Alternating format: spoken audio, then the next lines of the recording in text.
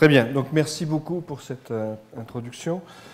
Donc en fait, je ne vais pas parler du changement climatique tout à fait en général, mais je vais parler de tout ce qui est perturbation du bilan radiatif de la planète et donc d'une certaine manière de comment on peut comprendre que les perturbations par les gaz à effet de serre provoquent un réchauffement, quelle est l'amplitude de ce réchauffement, quelles sont les incertitudes sur l'amplitude de ce réchauffement. Donc, par rapport à certains exposés que je peux faire sur le changement climatique qui sont plus généraux, c'est un sujet qui est peut-être un petit peu plus difficile, un petit peu plus technique. Je crois que c'est aussi important de temps en temps de montrer ces aspects plus difficiles et plus techniques parce que je pense qu'ils ont été beaucoup ignorés dans les débats qu'on a pu avoir sur ces changements climatiques. La nature même du travail qui sous-tend ce que l'on sait et aussi ce que l'on ne sait pas sur l'évolution future des températures de la planète tient beaucoup à ce que je vais montrer et elle n'est pas toujours bien connue ou bien comprise du grand public. Alors, je vais faire de mon mieux pour essayer d'être clair. C'est toujours plus difficile quand c'est proche de son sujet de recherche depuis des années. Alors, je voudrais d'abord parler un peu du bilan radiatif de la planète et montrer quelques éléments. D'abord, qu'est-ce que ça veut dire. Ensuite, montrer que c'est un bilan qui est relativement stable depuis plusieurs millénaires, qu'il peut subir des fluctuations naturelles, mais que ces fluctuations naturelles sont a priori plus faibles que la perturbation anthropique qui est attendue et qui est en fait déjà présente, et montrer le rôle d'un certain nombre de rétroactions, en particulier des nuages, de la neige et des aérosols. Donc c'est ce que je vais essayer de montrer maintenant.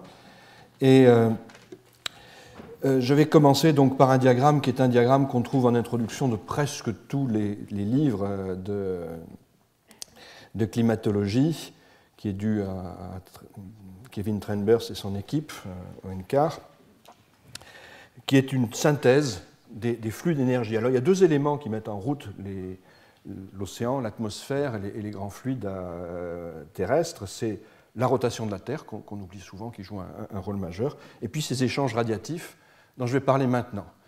Donc ce que vous voyez ici, c'est un schéma qui est important, surtout pour les ordres de grandeur qu'il donne. Vous avez ici l'entrée de rayonnement solaire dans le système climatique. Vous avez une partie de ce rayonnement solaire qui est réfléchi vers l'espace. Donc là, vous avez des unités qui sont en watts par mètre carré. Donc il y a en gros 30% de l'énergie qui est réfléchie vers l'espace. Et puis des 70% qui restent, il y en a 20% qui sont absorbés par l'atmosphère, en grande partie d'ailleurs par le rayonnement ultraviolet de la stratosphère, donc très, très haut dans l'atmosphère.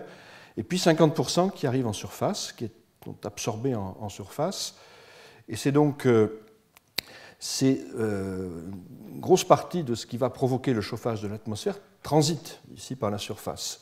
Donc la surface essaie de réémettre un rayonnement, alors qui est différent, c'est toujours du rayonnement électromagnétique, mais comme la nature de ce rayonnement électromagnétique dépend de la température, ici on a un rayonnement qui est dans le domaine, centré sur le domaine visible, centré autour de longueurs d'onde de quelques dizaines de microns.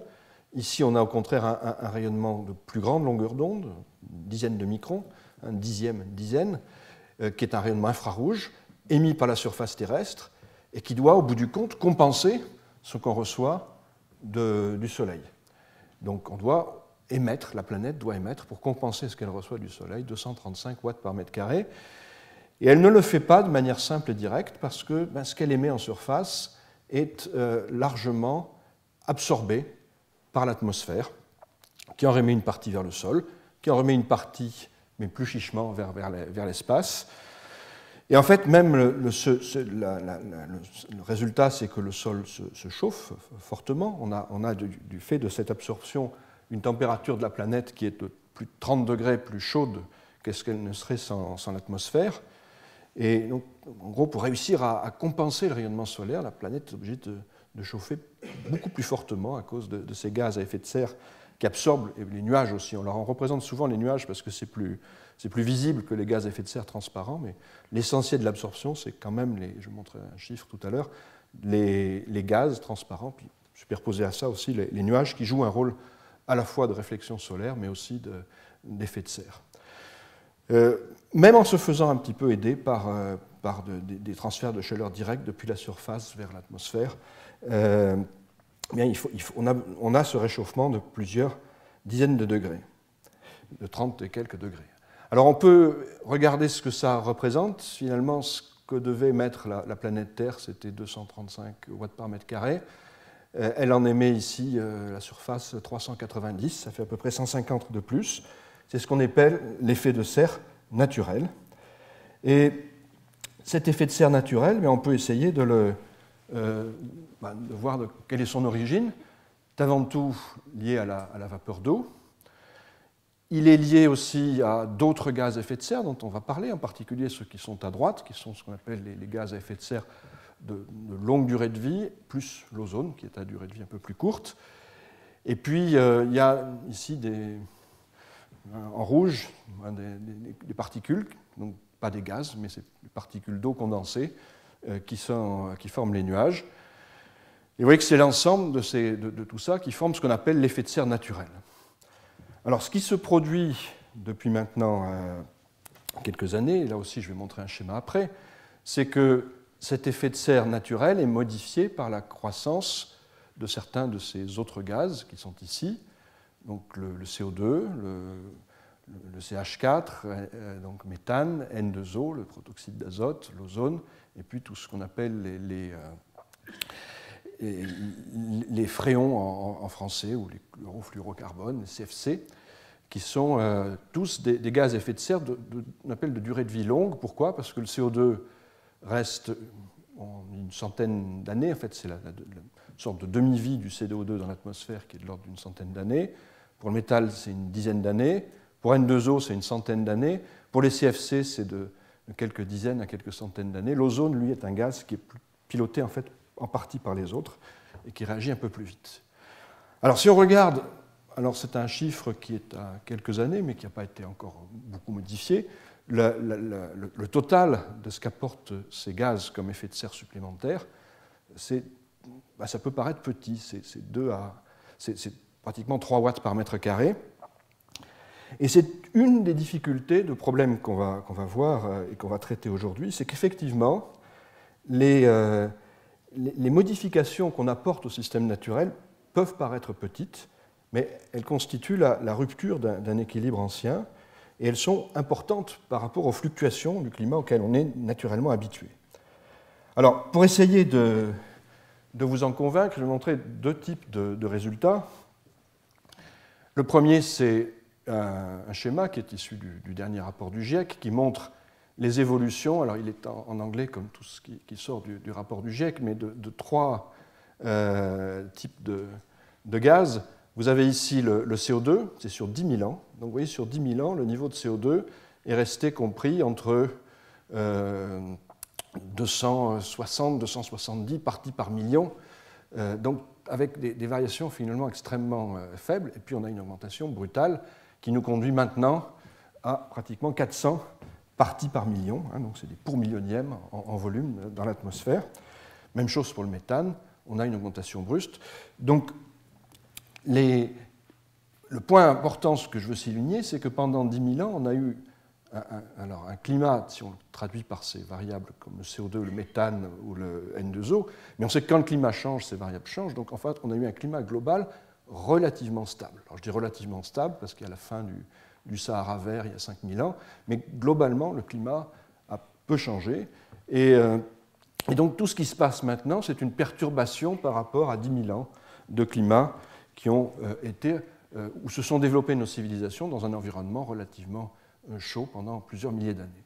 Alors quand on regarde aussi le moment où cette perturbation se développe, on voit ici que en fait, c'est un petit agrandi sur 200 ans, c'est à partir de 1950 en fait, que les gaz à effet de serre augmentent fortement dans l'atmosphère.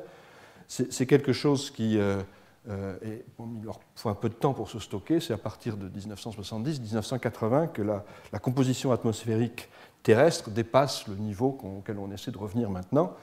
Et donc, c'est un phénomène qui est récent, puisqu'il faut encore quelques décennies pour que ce stockage de gaz dans l'atmosphère devienne vraiment effectif, et puis quelques décennies aussi pour que l'océan réponde en chauffant au forçage qu'on va voir par les gaz à effet de serre. Donc c'est une perturbation par rapport à un phénomène pré-industriel, enfin un phénomène dans les derniers millénaires, tout au long de la période de développement de nos civilisations, qui était très stable. Donc c'est une rupture de cette stabilité, et une rupture de cette stabilité qui est récente et qui est brutale. Je pense qu'il faut retenir ces caractères-là, parce que sinon on a un petit peu de mal à comprendre justement pourquoi des perturbations qui peuvent paraître petites nous intéressent tellement. Alors, il y a un autre diagramme qui a été beaucoup contesté. Alors pour ça j'en ai montré deux. Ça, c'est un diagramme qui est sorti du rapport 2001 du GIEC et qui montre des températures cette fois. Alors, il y a eu aussi récemment, c'est sur 1000 ans, des reconstitutions sur des périodes un peu plus longues. Mais sur 1000 ans, on voit très bien, en fait, vous avez la courbe en bleu qui est une reconstitution hémisphérique à partir de données qui sont très multiples. Vous avez des températures, on peut les obtenir à partir de faune dans les océans, à partir de coraux, à partir de glaciers, à partir de relevés isotopiques dans différents milieux. Et vous avez ici des fluctuations qui sont de l'ordre de quelques dixièmes de degrés. Alors, on ne s'intéresse pas pour le moment encore à ce qui se passe au bout et qui, en fait, a fait l'objet d'énormément de débats et de critiques sur la manière de pouvoir rajuster en fait, des données passées et puis des données qui sont en fait, mesurées différemment dans le présent ou dans le passé très proche. Mais ce qui est important, c'est de voir cette échelle relativement en fait, faible de fluctuations qui est de l'ordre de quelques dixièmes de degrés. Alors après, il y a eu beaucoup d'autres études qui sont assez cohérentes avec ce que l'on pense, c'est-à-dire vous avez un climat un peu plus chaud au moment du Moyen-Âge et puis qui se refroidit pour des raisons qui sont probablement dues à du volcanisme et à des taches solaires moins nombreuses dans les années 1700-1800, puis un retour qui ensuite est probablement accéléré par les gaz à effet de serre. Mais la perturbation ici est une perturbation naturelle, est une perturbation qui se chiffre en dixièmes de degré. Alors, ça, c'est quelque chose qui a alerté très vite la communauté scientifique, parce qu'on peut essayer de le dire d'un ordre de grandeur. Vous avez ici une perturbation du bilan radiatif de la planète, qui est finalement, si on prend les chiffres tels qu'ils sont, on prend juste l'effet de serre, bon, c'est une signification limitée, c'est des ordres de grandeur très, très grossiers, mais enfin, en gros, c'est quelque chose qui est une perturbation à 2 centièmes de cet effet de serre naturel. On a une température de la planète qui est à 300 degrés Kelvin, une perturbation au centième, ça va vouloir dire quelque chose qui est en degrés. Et alors il y a un facteur 4 qui se promène, il faut faire attention, mais la réalité c'est qu'effectivement, une perturbation comme celle-ci, qui peut paraître toute petite, en fait elle est susceptible, et on verra que c'est bien le cas, de provoquer des changements de température qui sont d'un ordre de grandeur plus important que ceux qu'on a expérimentés dans les 1000 ou 10 000 dernières années. Donc, tout le débat sur le problème du changement climatique, il trouve son origine là, parce que ce diagnostic-là, il a été fait en fait dès les années 70, j'y reviendrai, et il a posé le problème de la dangerosité potentielle de ces gaz à effet de serre. Est-ce que ces gaz à effet de serre sont capables, vraiment, au-delà de ces calculs simples, avec des calculs un petit peu plus compliqués, de modifier le climat de la planète?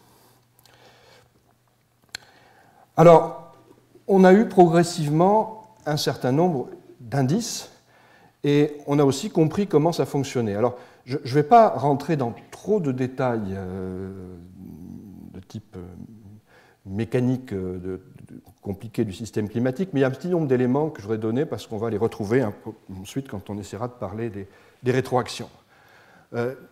La manière dont l'effet de serre agit sur le système climatique, c'est en quelque sorte on l'a vu, c'est de protéger les couches basses de l'atmosphère. Et on peut faire des petits calculs qui montrent qu'en fait, si on a un profil de température dans l'atmosphère qui est celui-ci, le profil qui est en noir foncé, alors le schéma, ce n'est pas un schéma de très grand artiste, mais bon, je pense qu'il est clair. Vous avez ici une température qui décroît jusqu'à un niveau qui est celui de la tropopause, et puis qui croît ensuite dans la partie basse de ce qu'on appelle la stratosphère, donc la troposphère, tropopause et stratosphère. Et ce que fait le changement climatique, enfin les gaz à effet de serre, et donc le changement climatique associé, c'est de lever un petit peu cette courbe, et ça provoque un réchauffement dans les basses couches, ça provoque une montée de cette tropopause ici, un changement de pente de la température, et puis un refroidissement de la stratosphère. Et c'est quelque chose qui est une caractéristique assez claire de tout ce qui est lié à l'effet de serre. Vous avez ici des expériences qui ont été faites avec des modèles où on essaie de regarder, on a un diagramme qui est altitude, latitude, comment se produit le réchauffement en réponse à différents types de forçage. Les gaz à effet de serre sont marqués, la PAC des gaz à effet de serre est marquée par ce réchauffement dans les basses couches de l'atmosphère et puis par ce refroidissement dans la stratosphère. Voilà, alors tout ça a été compris, tout ça a été utilisé pour faire fonctionner des modèles, et je pense qu'on a très vite été capable d'avoir un certain nombre de grands traits du réchauffement régional qu'on pouvait attendre de ces gaz à effet de serre. Alors vous avez ici une carte que j'ai reprise du premier rapport du GIEC. En fait, j'aurais voulu retrouver les résultats de mes premiers modèles, qui étaient à peu près à la même époque. Mais tous les modèles à cette époque déjà donnaient un réchauffement sur la surface de la planète. Réchauffement, par exemple, pour un doublement du CO2, c'était le cas ici, on double le CO2 dans l'atmosphère, on atteint un équilibre. Alors ça, c'est l'hiver, parce qu'à l'époque, les modèles n'étaient pas encore capables de faire des cycles saisonniers complets. Et vous avez un réchauffement qui est plus fort dans les hautes latitudes, qui est plus fort dans les latitudes au nord comme au sud, plus fort sur les continents. Et une partie de ce que je viens de dire se retrouve, en fait, tous ces effets se retrouvent dans des modèles plus récents. C'est le dernier rapport du GIEC.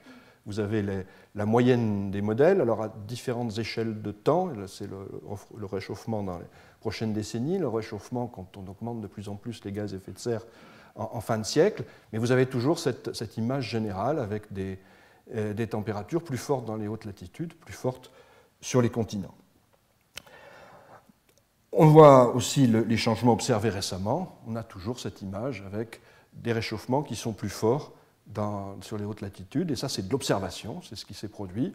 Alors, j'ai pris ici 15 ans récents contre 30 ans après les années 50. Je dis que les augmentations commencent après les années 50. On voit qu'effectivement, le réchauffement de la planète suit aussi ces structures attendues par les modèles.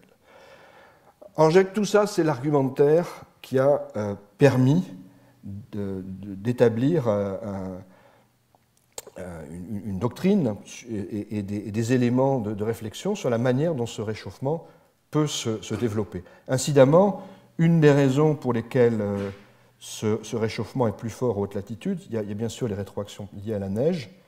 Vous avez aussi un élément qui est lié à ce paramètre ici. Vous voyez que finalement, ce qui fait le réchauffement de surface ici, c'est très lié au fait que les deux courbes, les deux droites ici restent parallèles. On monte cette courbe sans modifier la pente de cette courbe-là, et on a un réchauffement en surface. En fait, les choses sont très différentes dans les régions polaires, où le réchauffement reste localisé en surface, et dans les régions de basse latitude, on a de la convection qui mélange et qui fait que le réchauffement se retrouve un petit peu plus en altitude, comme on le voit ici. Vous voyez, ici, on a le réchauffement dans les régions polaires qui restent près du sol, puis on a un réchauffement dans les régions de basse latitude qui correspond à un mélange qui l'amène en altitude. Je crois que tout ça est compris depuis assez longtemps. Là où les choses deviennent un petit peu plus difficiles, et je vais peut-être montrer ce diagramme d'abord avant de revenir en arrière, c'est que depuis très longtemps aussi, on s'est rendu compte que les estimations des différents modèles ne coïncidaient pas bien. Alors, vous avez ici un paramètre qu'on appelle la sensibilité climatique, qui est le changement de température qui est associé à un doublement du CO2 atmosphérique. Alors, le premier à avoir utilisé ça, utilisé ce diagnostic pour regarder l'ampleur possible des changements climatiques, c'est Jules Charnay, dans un rapport en 1979, qui disait que cette sensibilité climatique, elle pouvait être entre 1,5 et 4,5 degrés. Là, vous avez en En bleu, des résultats du deuxième rapport du GIEC, donc c'est 1995, les modèles du début des années 90. En rouge, des modèles du troisième rapport du GIEC, c'est un travail qu'on avait fait avec Bryant McAvenny à cette époque. Et vous voyez que la gamme d'incertitudes est restée la même. Et puis, si on regarde les résultats des derniers rapports du GIEC, on est toujours dans cette gamme d'incertitudes assez large qui montre que si on comprend très bien le mécanisme général, si on comprend très bien la manière dont les gaz agissent sur le rayonnement, le type de mécanismes qui doivent permettre de conduire à un réchauffement, l'ampleur de ce réchauffement qui est plus grande que les variabilités naturelles, la quantification précise de ce réchauffement reste très largement un mystère. Alors c'est là-dessus que je vais essayer de centrer mon exposé. Pourquoi, comment, et comment est-ce qu'on peut essayer de réduire cette incertitude qui pèse très lourd en fait sur le dimensionnement des mesures, par exemple, d'adaptation au changement climatique, telles qu'on voudrait les faire dans le futur. Alors, pour ça, je vais reprendre le cours de ce que j'avais commencé à faire.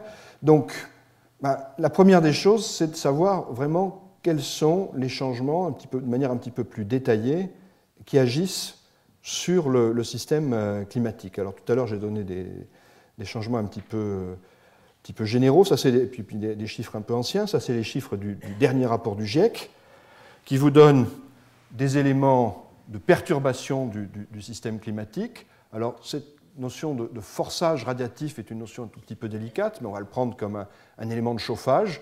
Quand on est en rouge, on a des systèmes qui vont augmenter la température, qui vont vraiment chauffer. Vous avez ici les gaz à durée de vie longue, dont j'ai parlé tout à l'heure, le CO2, le CH4, N2O, les SCFC, l'ozone qui a un statut assez particulier, parce qu'il y a l'ozone des basses couches qui augmente et l'ozone de la stratosphère qui diminue, c'est le fameux trou d'ozone. Vous avez des éléments un tout petit peu plus exotiques. La vapeur d'eau, en fait, pourquoi est-ce que la vapeur d'eau n'est pas prise en compte dans cette augmentation? C'est parce qu'elle a une durée de vie très, très, très courte, donc les actions humaines ne sont pas capables de modifier directement la vapeur d'eau, mais on verra qu'elle peut rétroagir, par contre, réagir au changement climatique, mais elle peut aussi être accumulée dans la stratosphère sur des durées un petit peu plus longues, et donc jouer un rôle direct ici. Ce qui est plus important, alors vous avez toute la part d'albédo du sol qui est affectée par l'usage des sols, la désertification, le surpâturage, et qui est un mécanisme majeur qui a été beaucoup invoqué au niveau du Sahel.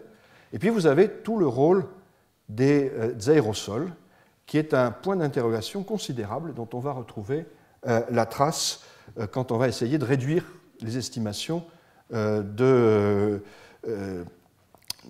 nos rétroactions et de réduire la part de divergence entre modèles. Une des grosses difficultés qu'on va rencontrer, c'est qu'on a d'une part des systèmes qui sont réchauffants ici, et qui sont presque toujours des systèmes qui ont une longue durée de vie, j'ai insisté là-dessus, et puis vous avez des poussières qu'on émet dans l'atmosphère, et ces poussières ont tendance à réfléchir le rayonnement solaire, à refroidir la planète. Par contre, ces poussières ne restent pas de manière très, très longue dans l'atmosphère. En gros, 1 semaine, 2 semaines, les poussières sont lessivées, quittent l'atmosphère. Donc vous avez un mécanisme très dissymétrique, des éléments que vous mettez qui réchauffent et qui restent, des éléments que vous mettez qui refroidissent et qui disparaissent.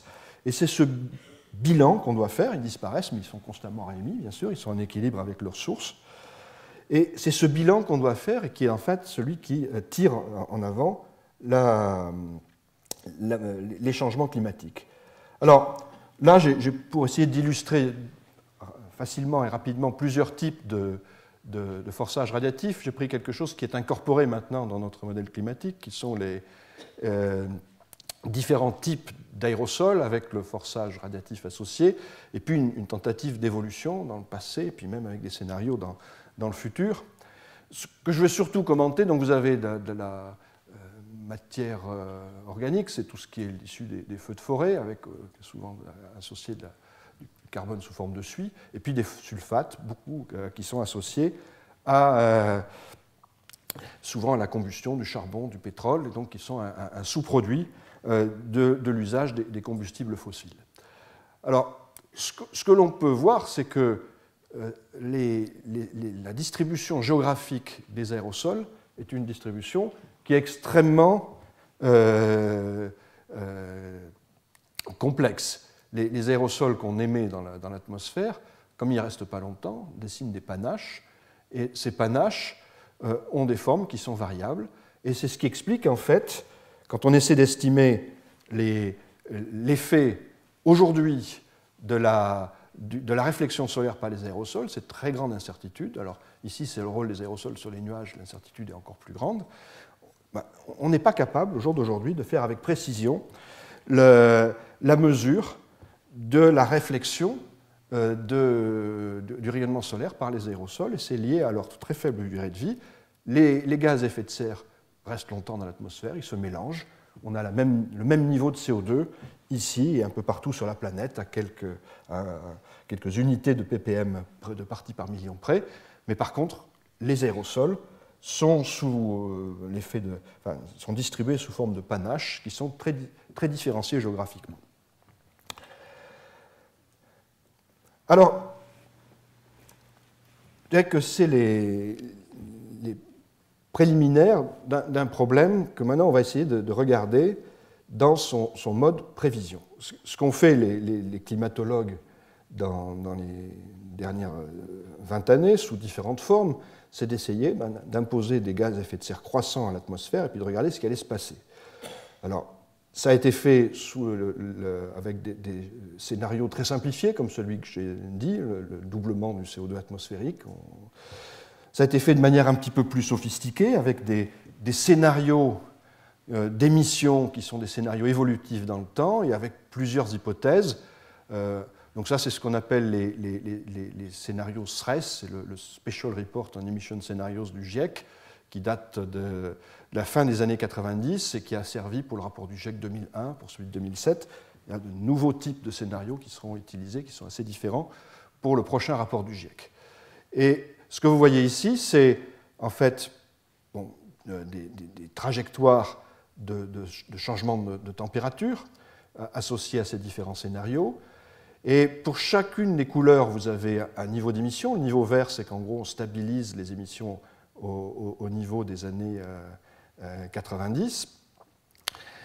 Et vous avez une incertitude. Et cette incertitude, c'est une incertitude qui traduit dans ces scénarios futurs l'incertitude que j'ai montrée tout à l'heure sur les niveaux d'émissions, c'est sur les niveaux de température en réponse à un doublement du CO2. C'est cette même incertitude qu'on connaît donc depuis les années 60, fin des années 70 et qui se reporte aujourd'hui encore dans les scénarios d'évolution du changement climatique futur. Et vous voyez que pour des scénarios d'émissions très, très, très fortes, ici on multiplie en fin de siècle les émissions de CO2 par un facteur 3 ou 4 et on a une incertitude associée qui est de pratiquement 2 degrés, plus ou moins 2 degrés en termes de réchauffement. Alors, c'est une incertitude qui est une incertitude, je dirais, confinée. Il ne faut pas penser qu'on ne sait rien, que cette incertitude reflète une ignorance majeure sur ce qui se passe, j'essaierai de le montrer, mais c'est quand même une incertitude qui, en termes de quantification, en termes de préparation aux échéances à venir, constitue un problème qui reste important pour les modélisateurs du climat. Alors, pourquoi cette incertitude? Alors, j'ai essayé de reprendre quelques travaux, alors, qui ne sont pas nécessairement dans l'ordre chronologique. Ici, c'est un travail très récent, fait par Jessica Vial, Jean-Louis Dufresne et Sandrine Bonny, donc notre laboratoire, qui ont analysé les expériences issues de modèles qui sont les modèles de CMIP5. Alors, CMIP5, c'est la grande expérience de comparaison de modèles qui va servir pour le prochain rapport du GIEC. Et ils ont fait un diagnostic qui s'appuie sur des techniques un petit peu plus compliquées, mais qui est simple dans la présentation, je trouve ce diagramme très, très joliment fait. Ce réchauffement, vous avez ici en fait la température, c'est une moyenne sur tous les modèles. Donc, vous avez ici le réchauffement moyen obtenu sur l'ensemble des modèles qui ont contribué. Il y a je pense ici une vingtaine de modèles à peu près qui sont pris en compte. Vous pouvez le diviser, ce réchauffement moyen qui est atteint, sous forme d'abord de différenciation régionale. Vous avez la partie liée au pôle, aux moyennes latitudes et aux tropiques. Vous voyez le poids très important des tropiques dans le réchauffement global de la planète. malgré le fait que c'est des régions qui se réchauffent un peu moins. Et puis vous avez, et c'est ce qui va nous intéresser peut-être plus dans cet exposé, une manière de diviser ce réchauffement entre plusieurs composantes. Vous avez la part bleue, ben c'est la réponse directe au forçage radiatif. Et puis vous avez ensuite ben, des composantes additionnelles qui ressemblent à autant de rétroaction. Alors, il y a en fait trois rétroactions principales dont je vais parler ici. Il y en a une qui est liée à la vapeur d'eau. Et vous voyez que cette rétroaction liée à la vapeur d'eau, alors il y a plus substrate, ça veut dire que ça dépend aussi de la manière dont le gradient vertical de température change. Cette réponse de la vapeur d'eau est extrêmement importante. Elle double pratiquement la réponse climatique.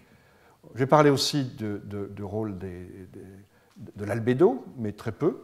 En gros, plus il fait chaud, moins il y a de neige et moins la température de la planète est augmentée par la réflexion et diminuée par la réflexion du Soleil par la neige. Et puis vous avez ici une composante liée aux nuages.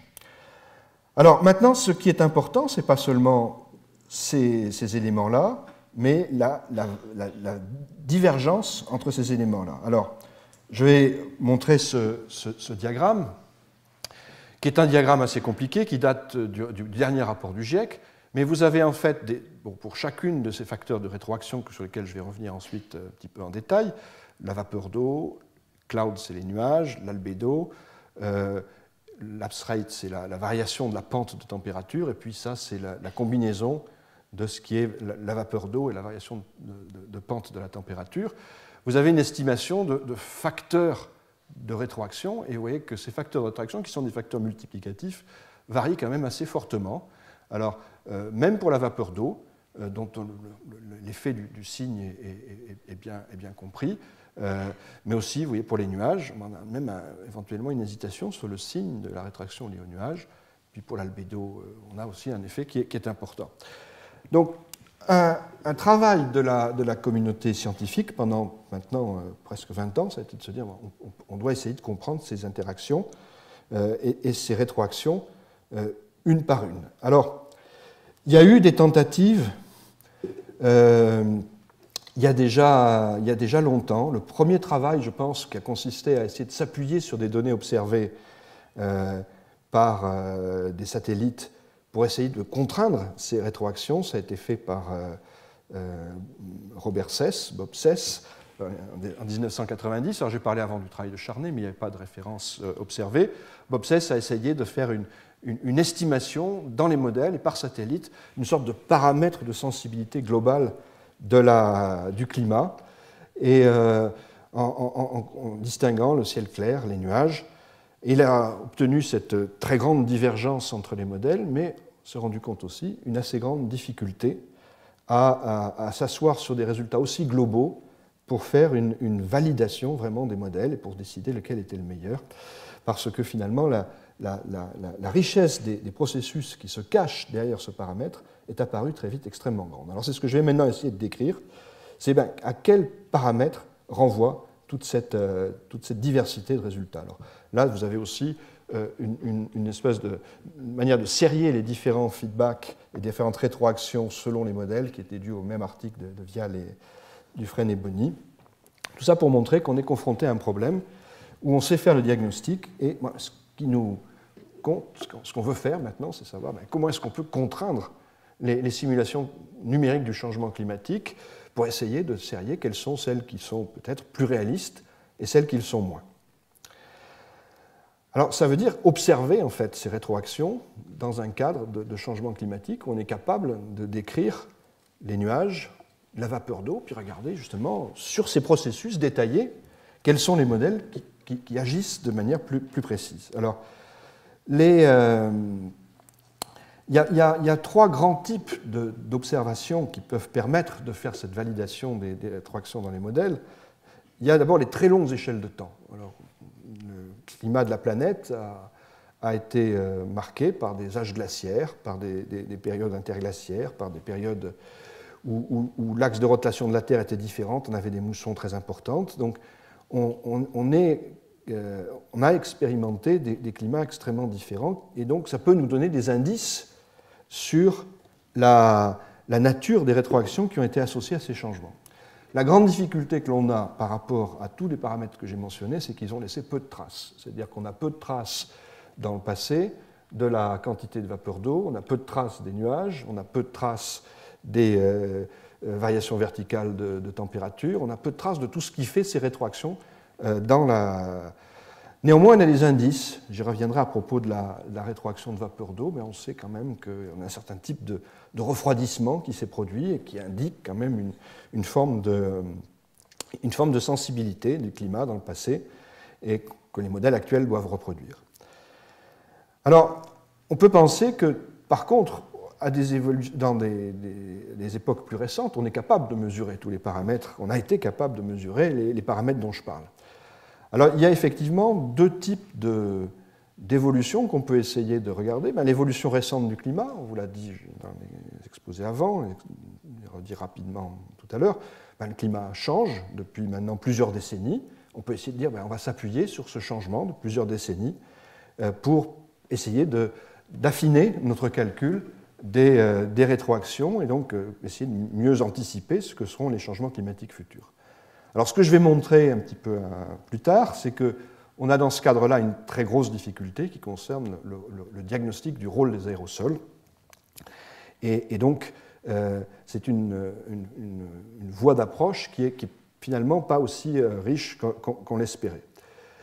Il y a une troisième approche, qui est finalement la seule qui est probablement viable aujourd'hui, qui est de dire on a quand même des changements climatiques, c'est les cycles diurnes, les variations saisonnières, la variation entre l'hiver et l'été, c'est tout ce qu'on nous a montré comme variation entre El Niño et La Niña.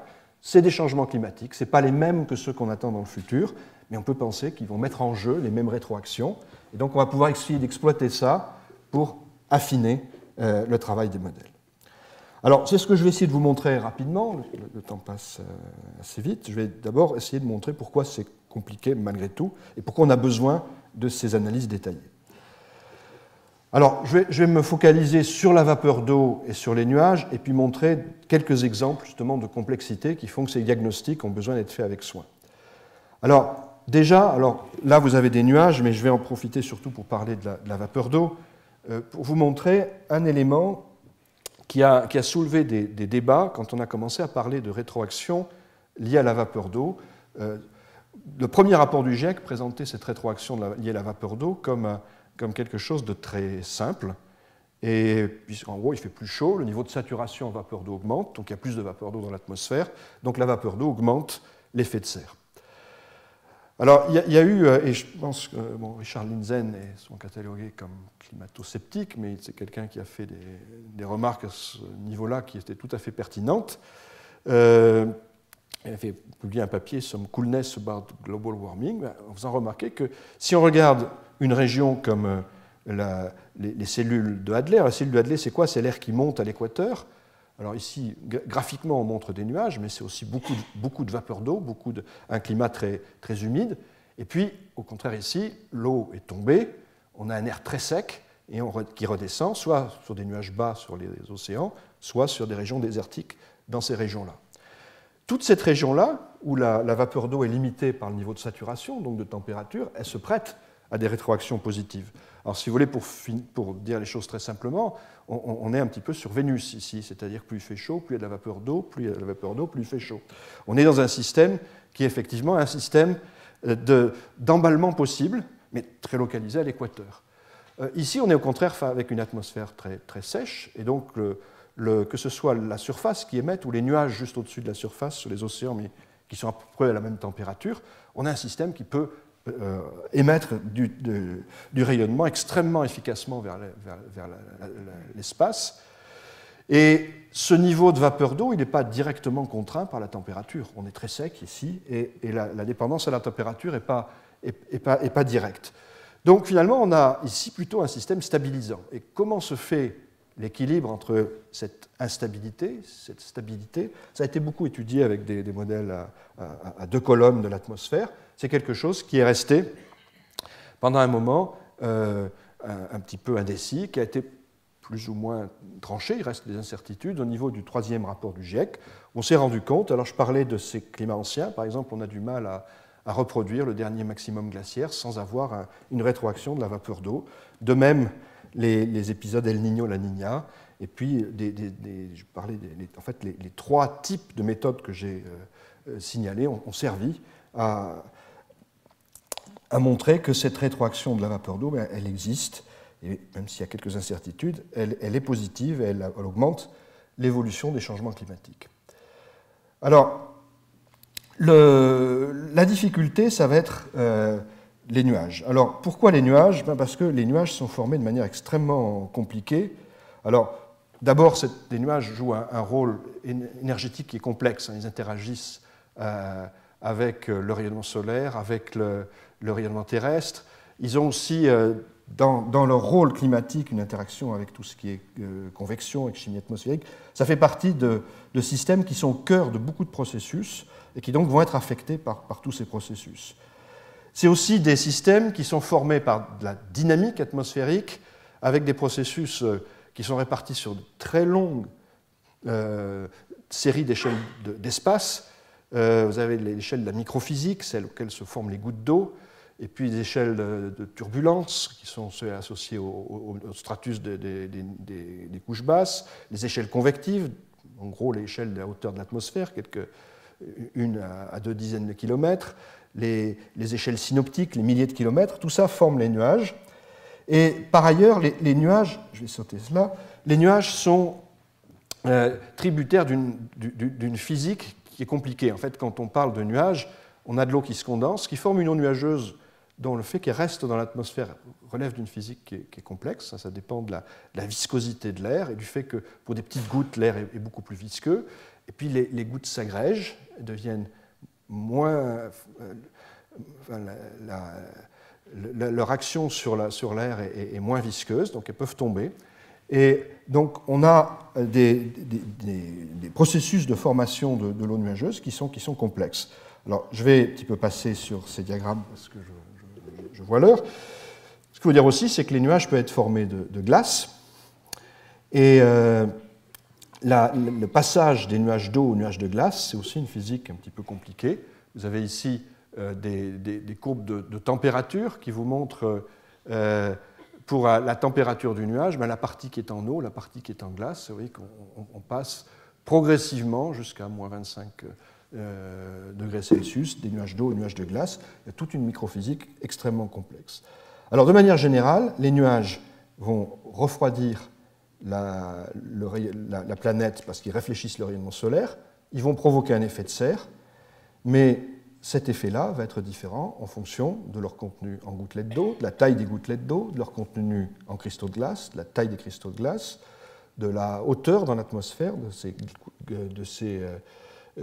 gouttes ou de ces cristaux, de la température dans l'atmosphère au niveau où se fait l'émission du rayonnement infrarouge, et donc d'une multiplicité de processus que les modélisateurs ont essayé de sérier. C'était un peu la thèse que j'ai faite avec Katia Laval, dans les modèles pour essayer de reproduire cela au mieux. Alors,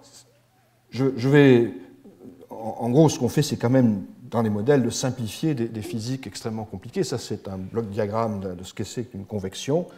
Cette convection, il y a tout un ensemble de processus qu'on essaie petit à petit de prendre en compte, mais sous une forme nécessairement simplifiée, adaptée à l'échelle du modèle. Alors, je vais passer un petit peu ces diagrammes qui montrent que finalement les modèles marchent quand même qualitativement assez bien, et puis montrer qu'on est arrivé à un moment où on a eu une sorte d'accord qualitatif entre modèles pour dire que finalement on a une sorte de schéma qu'on comprend à peu près de ce que peuvent devenir les nuages dans un climat plus chaud. Vous avez ici, alors c'est des résultats qu'on a obtenus il y a assez longtemps, mais qui sont valides au niveau qualitatif. Vous avez ici l'altitude, la latitude, donc vous voyez ça en moyenne selon les longitudes, et il y a plus de nuages dans un climat plus chaud quand c'est rouge. Donc vous voyez plus de nuages convectifs dans un climat plus chaud. La tropopause s'élève, ce que j'ai montré tout à l'heure, donc plus de nuages à ce niveau-là.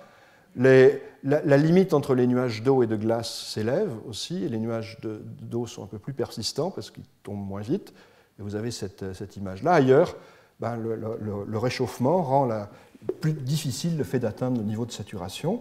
Donc on a une image qu'on comprend assez bien. Et incidemment, d'ailleurs, quand on regarde, quand on amène les aérosols, on a plutôt des rétroactions opposées. C'est ce qui est montré en bas à droite. Il n'empêche que quand on a commencé à faire des estimations un petit peu précises de ces rétroactions, et ça c'est un travail qu'on avait fait au moment du 3e rapport du GIEC, et vous avez ici, pour un doublement du CO2, le changement dans le domaine solaire, shortwave, dans le domaine du rayonnement terrestre, longwave, et puis dans le domaine du rayonnement net, pour les différents modèles qui s'étaient prêtés à un certain nombre de diagnostics plus précis. Et si vous regardez, vous avez plusieurs solutions, le long wave augmente ou diminue, le short wave augmente ou diminue, et le résultat. Vous avez en fait toutes les solutions possibles présentes sur ce diagramme. Ça veut dire que cette évolution qualitative, comprise, après beaucoup de travail sur la physique des modèles, ne suffit pas, et que la manière dont se fait la compensation entre processus est quelque chose de clé. Alors, comment étudier cette compensation entre processus? Ben, je l'ai dit, il y a deux manières, c'est de se dire peut-être est-ce que l'on peut essayer de regarder comment le réchauffement s'est fait dans les dernières années et en tirer des enseignements sur l'évolution, sur la sensibilité du climat. Alors ça s'est révélé très difficile, parce que si vous regardez un réchauffement de ce type, vous avez un réchauffement au fil du temps, ben, est-ce qu'il va se poursuivre plutôt vers le haut ou plutôt vers le bas? En gros, il y a deux choses qui sont à peu près équivalentes, c'est-à-dire qu'on va avoir un climat plus sensible où on a moins d'aérosols, ou avoir un climat moins sensible ou plus d'aérosols, ça nous tire vers le haut, ça nous tire vers le bas, et faire la part de l'un ou de l'autre est extrêmement difficile. En fait, on voit que les domaines d'incertitude sur la physique des modèles en réponse aux gaz à effet de serre, domaine d'incertitude sur la mesure du forçage radiatif des aérosols se recouvre et qu'on n'a pas de capacité à lever l'ambiguïté entre les deux avec les mesures actuelles. Donc, la manière d'essayer de lever l'ambiguïté, on doit la chercher dans des processus qui vont être des processus plus fins, plus détaillés. Et c'est à partir de l'évolution des climats dans des domaines observés de manière plus détaillée qu'on peut essayer de faire des diagnostics. Alors, j'ai remis ce transparent pour montrer le niveau de détail qu'on doit atteindre dans nos évaluations, mais bon, ce que je voulais surtout montrer, c'est ce type d'approche, maintenant, qui sont les types d'approches qui ont été mises en œuvre, alors beaucoup par Sandrine Bonny et Jean-Louis Dufresne, mais c'est repris maintenant très largement dans des programmes internationaux qui s'appellent CFMIP, qui consiste à dire on va essayer de regarder les rétroactions climatiques niveau par type de régime de temps. Alors pourquoi cela? Ce qui différencie finalement les évolutions climatiques futures des évolutions climatiques que l'on peut avoir aux échelles saisonnières ou associées à El Niño, c'est que dans le futur, finalement, on augmente le CO2 à l'échelle globale et on ne va pas déplacer à la surface de la Terre les régimes d'ascendance qui provoquent les nuages. Dans le futur, on s'attend plutôt à un réchauffement de la planète qui maintienne en place les structures d'ascendance ou de descendance, mais qui les amplifie éventuellement et qui amplifie la création des nuages. Dans le climat observé, on a par exemple le climat saisonnier, c'est un mouvement des ascendances qui passe de l'hémisphère sud vers l'hémisphère nord. On a El Niño, on l'a vu, c'est un balancement entre un côté et l'autre du Pacifique. Donc toutes nos ascendances et toutes nos descendances sont perturbées. Donc si on veut essayer d'utiliser l'information présente par rapport à ces rétroactions, on doit les regarder à régime dynamique donné. Donc on doit essayer de se placer dans des régimes d'ascendance fixés et puis regarder ce que sont les régimes dynamiques donnés. Alors vous avez ici un travail qui consiste à regarder la variation du forçage d'un élément, c'est le forçage radiatif dans le solaire par rapport au SST. Et vous avez des fluctuations climatiques observées. Et ce que vous pouvez essayer de regarder, donc ici vous êtes du côté des ascendances, ici vous êtes du côté des descendances, et puis vous pouvez regarder les évolutions de ces facteurs de rétroaction, c'est-à-dire comment est-ce que ce forçage change avec la température du sol, régime de temps par régime de temps, et là vous pouvez faire une comparaison aux observations. C'est un diagnostic assez difficile, assez fin, qui apporte une information chaque fois que dans le modèle, les rétroactions sont aussi les mêmes aux courtes échelles de temps et aux longues échelles de temps. Donc, petit à petit, on a pu mettre en place une méthode qui consiste à utiliser effectivement les rétroactions de courte échelle de temps pour valider ce qui se passe dans le futur. Mais c'est quelque chose qui est délicat, qui est fin, et qui a progressivement permis de cerner un petit peu ce que sont les régions de changement climatique, les régions de rétroaction qui sont éventuellement divergentes entre modèles. Voilà, alors c'est ce que j'essaie de résumer ici, donc les évolutions rapides du climat qui permettent de El Niño, variation saisonnière, cycle diurne. Alors les diagrammes là, que les anglo-saxons appellent les bonigrammes ont permis quand même de serrer les mécanismes. Et les papiers de Jean-Louis Dufresne et Sandrine Bonny sur ces thèmes-là montrent que grande partie des différences entre modèles a l'air de se situer dans le domaine subtropical, dans le domaine des stratus de régions subtropicales, et que c'est probablement là qui a amélioré les modèles et a cherché l'origine des divergences les plus grandes entre modèles. Alors, ce qui a beaucoup aidé ce processus, et qui permet de l'aider maintenant, c'est l'existence de données satellitaires nouvelles. Et je crois que c'est très important. On a tendance à dire aux climatologues, mais pourquoi est-ce que ça prend autant de temps d'essayer de trancher ce problème-là? Ça fait presque 15 ans ou 20 ans qu'on est sur le travail de réduction des incertitudes sur l'évolution future du climat en réponse aux nuages. C'est essentiellement parce qu'on a très peu de données. Alors, quand moi j'ai commencé ma thèse, je me rappelle, on avait quelques données très brèves qui donnaient en moyenne, selon les longitudes, les nuages hauts, les nuages bas, les nuages moyens. C'était des relevés de services météorologiques. Les données satellitaires sont venues après, mais elles n'étaient pas complètement quantitatives. On n'avait pas la quantité d'eau, on n'avait pas la taille des gouttelettes, on n'avait pas... Donc tout ça est venu progressivement, et ce qu'il y a depuis maintenant 4 ans, je pense à peu près, le temps passe c'est une constellation de satellites. Donc vous avez le plus gros, c'est un satellite américain qui s'appelle Aqua, mais celui-là c'est un satellite franco-américain, c'est-à-dire que le vaisseau est français, le lidar est américain, puis il y a un instrument intégrateur qui est américain. Vous avez aussi un instrument ici qui est français, même lillois, qui mesure les nuages dans la réflexion solaire sous différents angles. Et l'ensemble de ces instruments, vous avez aussi un radar, vous avez des spectromètres dans différentes longueurs d'onde, permet de mesurer l'altitude des nuages, permet de mesurer le contenu en données nuages, permettent de mesurer tout ça de manière cohérente, puisqu'ils se succèdent à quelques dizaines de secondes, je crois, sur la même orbite, et donc voient essentiellement la même scène. Donc tout ce travail, qui est un travail vraiment très, très patient de décryptage de l'information climatique, c'est celui qui est nécessaire. Il n'y a pas d'autres issues pour essayer de réduire l'étude de la sensibilité climatique. Voilà, alors j'ai un transparent de conclusion. Bon, je pense qu'on peut dire que déterminer avec précision l'ampleur des changements climatiques à venir, ça reste une difficulté. C'est toujours un problème scientifique qui est ouvert. Mais contrairement à ce que peuvent laisser penser les résultats bruts, il y a quand même eu beaucoup de progrès depuis 2 décennies. Et ces progrès, ce qui en fait la difficulté, c'est effectivement la difficulté instrumentale. Il faut du temps pour mettre en place ces systèmes instrumentaux.